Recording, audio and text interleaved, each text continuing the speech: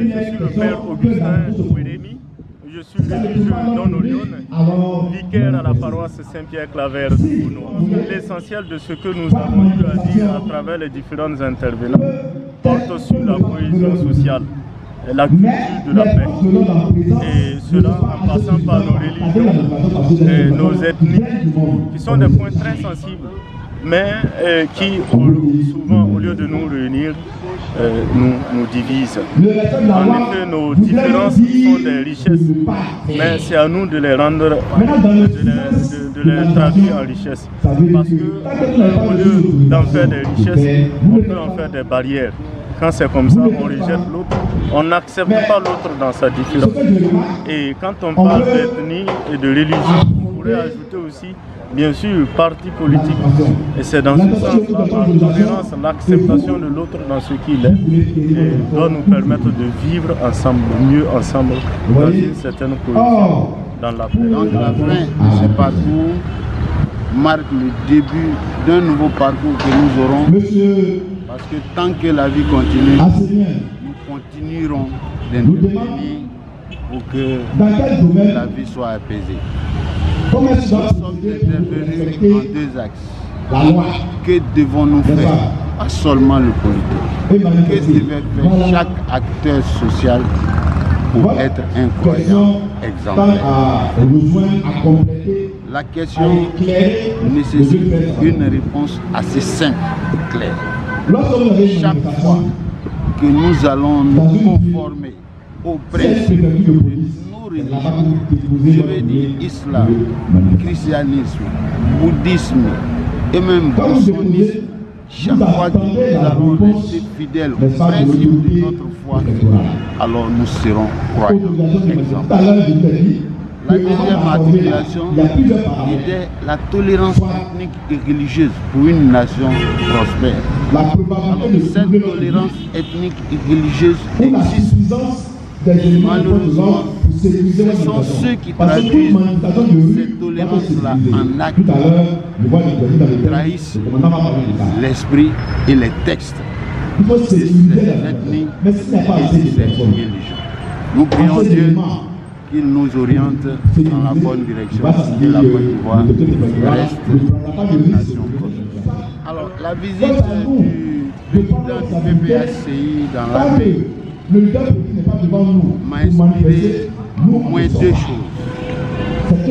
La première chose, c'est qu'en Côte d'Ivoire, et comme dans la plupart des pays africains, nous avons lié notre appartenance à notre ethnie et quelquefois malheureusement à notre foi.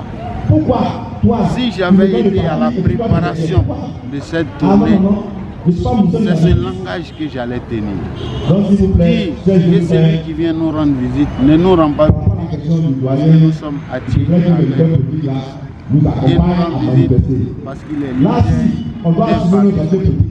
La deuxième chose que la visite du président Laurent Gbagbo m'a inspiré dans l'année, la deuxième chose, c'est que la Côte d'Ivoire a besoin sincèrement de se réconcilier. Il ne peut pas avoir de réconciliation sans justice. Il ne peut pas avoir de réconciliation dans le camouflage. Des pays l'ont fait, l'ont réussi. Je cite le cas du Rwanda, je cite le cas de l'Afrique du Sud, je cite le cas de la Guinée qui est en train de juger actuellement ceux qui ont été accusés de meurtre et de viol le 28 septembre 2009. Je pense qu'après cette justice-là, je souhaite la Guinée va se retrouver, la Guinée sera bien.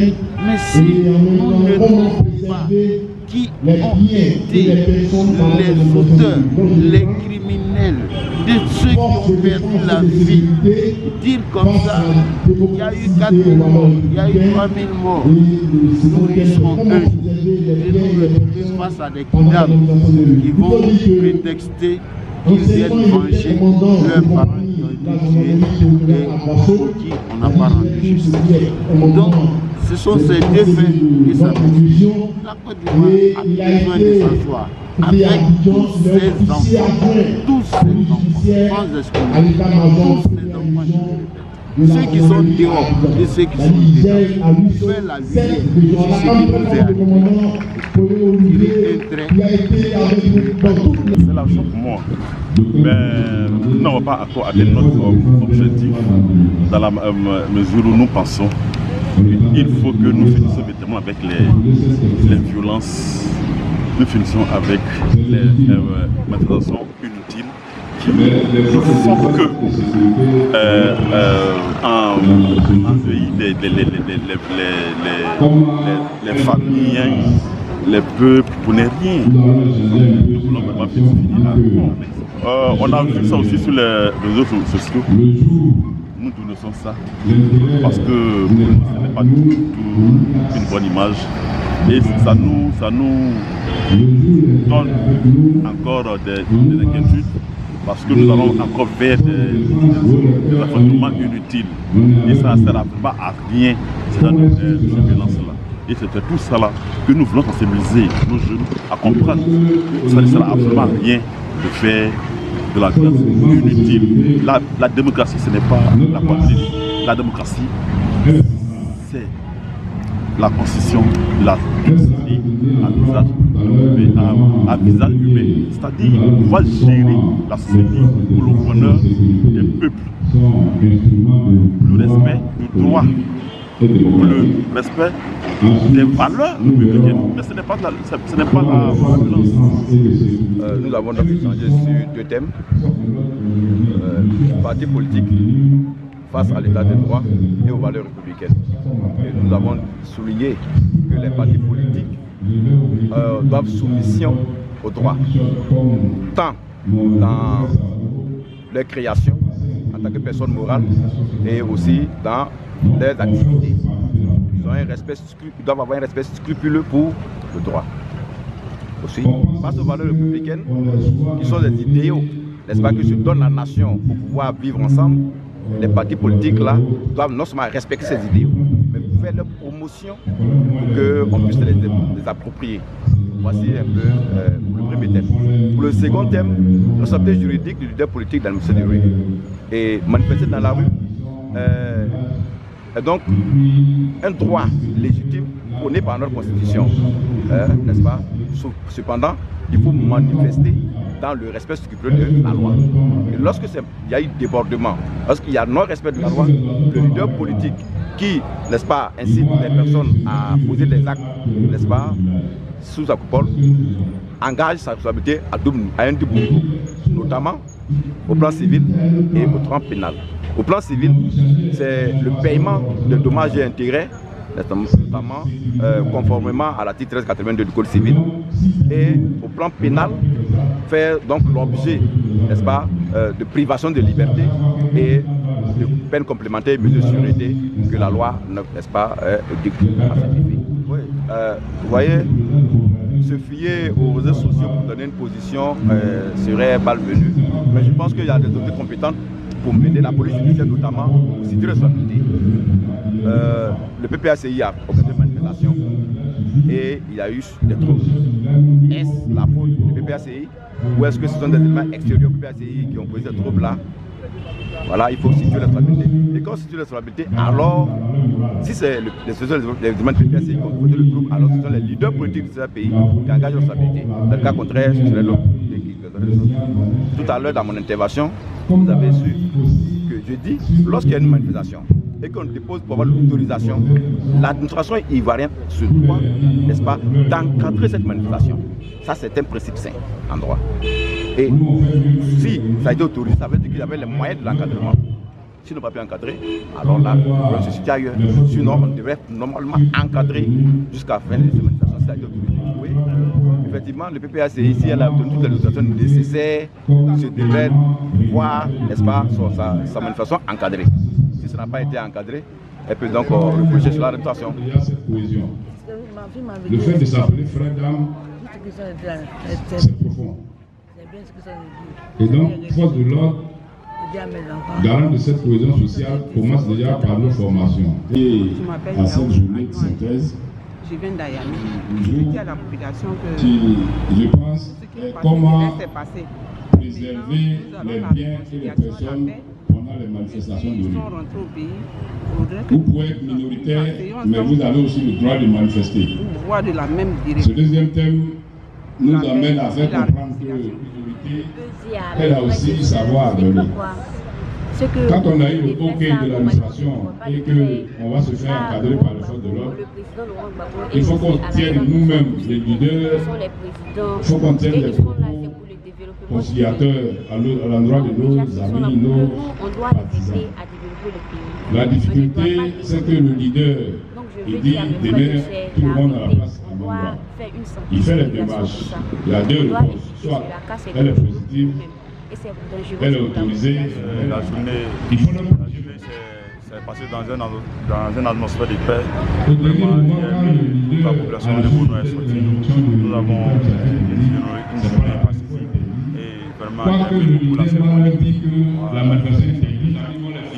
bon, vraiment, j'aimerais dire à tous nos concitoyens vraiment que la paix c'est pour toute une assemblée.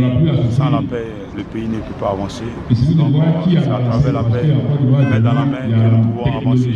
Voilà, la paix, comme le disait notre président Félix Houphouët, la paix n'est pas un vain mot, mais c'est un bon mot. Voilà, donc il faudrait que nous on se réunisse tous main dans la main. Ils ont passé, ils ont passé à l'ambassade.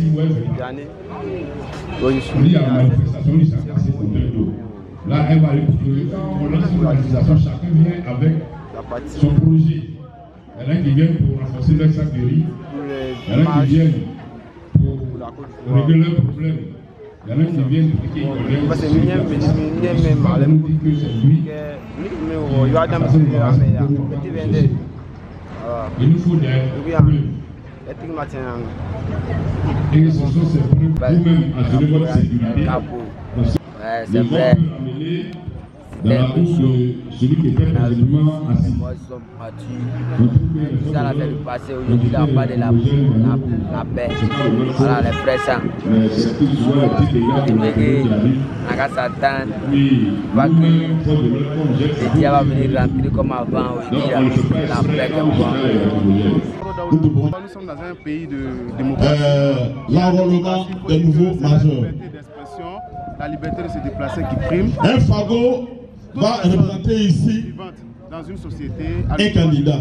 Manifester son mécontentement. Mais tout ça, il faut que ça soit dans et quand nous avons de cohésion. Avoir tout ça, chacun veut que son candidat gagne. Chacun veut qu'il soit majoritaire. Qu'est-ce qu'on va attendre? Dans les normes. Qu'il y ait une petite chose. C'est important pour qu'on s'enflamme. On descend dans la rue pour tout brûler dans le pays, dans le village, dans notre commune. Ça peut être le mot d'ordre. Je viens de la ville d'Aboisseau. Si je viens le président de la ville d'Aboisseau, est-ce que ça change? Les personnes qui voulaient manifester, les manifestations qui vont changer. Ils devaient d'abord envoyer des courriers et puis on allait. Aujourd'hui, quand on parle de l'Europe, on dit c'est un continent 200 ans de fausse parce qu'ils ont changé la mentalité de façon politico-spirituelle. Pourquoi aussi en Afrique, à Côte d'Ivoire, nous devons également être éduqués par la parole de Dieu. Politique, de telle sorte que nous sommes de bons politiciens. Bien vrai qu'ils n'ont pas eu l'approbation de la loi. Mais c'est pas pour une raison que des forces armées avant de descendre dans la rue, parmi les ceux qui manifestent, il y a des gens qui sont quel est l'intérêt de cette manifestation pour notre pays? Quel est l'intérêt de cette manifestation pour notre village, notre commune? S'il y a l'intérêt, on descend, pas l'intérêt, on ne descend pas. Je supporte l'équipe nationale et à l'étranger, je supporte le FC Barcelone. Les voies, ces moyens de pouvoir manifester je suis Paolé, sans avoir des problèmes. Je pense que l'ONG OISS est bienvenue pour vraiment sensibiliser toute la Côte d'Ivoire à vraiment conjuguer vers la paix, à converger vers la paix. Parce que je pense qu'ici, pour nous, c'est une formation et ça nous a beaucoup formés. Aujourd'hui, nous savons pourquoi il faut manifester. Aujourd'hui, nous savons pourquoi il ne faut pas manifester. Donc nous avons les comptes et le fils. Donc je crois que c'est un avantage pour la jeunesse ivoirienne d'apprendre et pourquoi il faut manifester, pourquoi il ne faut pas manifester. Et je voudrais interpeller tous nos autorités, même peut-être politiques, qui aussi nous encouragent à marcher dans les rues en leur nom. Je crois qu'aujourd'hui nous avons été formés. Donc je demande à chacun d'être responsable des actes. On peut t'envoyer, mais je me souviens bien ce que le président Gbagbo avait dit en son temps. Si on t'envoie, il faut savoir t'envoyer. Je crois que chaque jeune aujourd'hui a été formé en ce grand programme. Aujourd'hui, nous pouvons manifester sans problème, nous pouvons manifester sans casser, nous pouvons manifester sans Bakary. Je crois que c'est bienvenu. Paulé, Angélique, et support Bassa, une personne qui est Sénoufo, qui est évangélique et qui supporte elle-ci. Je suis commerçante, vendeuse de poissons ailleurs. J'ai retenu c'est la paix. Quand je suis PDCI, je suis d'accord avec mon frère qui est PDCI. Quand on supporte Chelsea et que nous supportons Bassa, nous deux on n'est plus d'accord. Le temps de s'exprimer comme quand on supporte nous deux, le PSG, on est d'accord. Mais quand lui il est FPI, que moi je suis PDCI, on n'est plus d'accord. Mais est-ce que les personnes qui supportent ensemble le PSG se manifestent pour pouvoir la vie chère? Ça c'est normal. Que vous êtes Chelsea, Chelsea, que vous appelez, que vous avez dit je suis aujourd'hui FPI, que vous dites vous êtes RHDP, vous devez vous entretuer. Pourquoi? Tu vois, tout devient. Est-ce que la on ne connaît plus notre Côte d'Ivoire. Cette image. Notre Côte d'Ivoire, on dit pays de paix, d'hospitalité. On ne connaît plus notre Côte d'Ivoire. Parce que c'est la même image, la même personne. Je prends un exemple, je dis du n'importe quoi. Ton mari te donne 3 000. Tu arrives au marché, le poisson, le kilo coûte 1250. Il te reste combien? 1750 francs. Supposons qu'il n'y a pas de riz à la maison. Il faut prendre au moins 2 kilos de riz. Il va te rester combien? Aujourd'hui, le kilo de riz coûte à 600 francs. 2 kilos de riz, ça te fait 1200 francs. Il te reste combien? 550 francs. 550 francs ne peut pas payer soit l'aubergine, la tomate. Aujourd'hui, plus marché est devenu 3 à 100 francs. Messieurs, il faudrait que nos autorités comprennent qu'en Côte d'Ivoire, c'est vrai, nous sommes en voie de développement. Mais le riz c'est ici, la banane c'est ici, le manioc c'est ici. Il faudrait qu'ils comprennent que ici, que la violence ne peut pas nous arranger. L'huile c'est ici, parce qu'il y a plein de planteurs, de grands planteurs de palmiers à l'huile. Dans la violence, ça ne peut pas nous arranger. Nous aujourd'hui, essayez de voir et de diminuer. Que Dieu nous gâte, et de diminuer. Bénisse. Nous donne la force de faire la différence. On puisse élever nos toujours la violence et la non-violence. C'est vrai, c'est pas l'homme qui élève l'enfant, c'est la femme qui élève l'enfant. Parce que l'homme part, la femme reste à la maison. Message donc sans ça, nos leaders nous donnent. Il n'y a pas d'entente. Que Dieu vous accompagne. Quand tu entends à Yamé, jusqu'à ce que chacun arrive là où il est. Poisson à Yamé. Aujourd'hui à Yamé, il n'y a pas de poisson à cause des eaux-bailleurs. Si vous voyez l'eau, nous à Yamé on boit, c'est pas possible. C'est pas possible. L'eau est devenue rouge. Avant on dit qu'il ne faut pas boire l'eau du puits, il faut boire l'eau du robinet pour être en bonne santé. Mais à Yamé, nous on boit l'eau du robinet pour être malade. Dans 5 ans, tout à Yamé sera cancéreux. Dans 5 ans, tout à Yamé sera cancéreux. Parce que l'eau n'est pas potable. Lançons un message à l'État qu'il vienne voir le cas des eaux-bailleurs à Yamé. Qu'ils viennent voir le cas des eaux-bailleurs. Parce que s'il y a un soulèvement à Yamé, ils vont dire toujours à Yamé. Donc la provocation, vous provoquez à Yamé réagit. À Yamé, on vient d'arriver. Non, l'état de la route pour atteindre à Yamé, c'est difficile. Diallo au Miami, fɛnw sɔrɔ ka gɛlɛn an kɔni a ye yɛrɛ an kɔni bɛ feere kɛ an tɛ foyi sɔrɔ la o bɛ se ka kɛ cogoya min na nin o bɛ nɔgɔya k'an ye nin an b'o de ɲini na cogoya foyi yɛrɛ t'an bolo an bɛ feere kɛ an tɛ foyi sɔrɔ a bɛ kɛ a bɛ kɛ ji b'a fɔ a bɛ kɛ cogoya min na o bɛ se ka kɛ cogoya min na fɛnw sɔngɔ bɛ jigin de o b'a kɛ sɔngɔ bɛ jigin an bɛ sɔrɔ kɔmɛdenw b'an bolo foyi t'an bolo.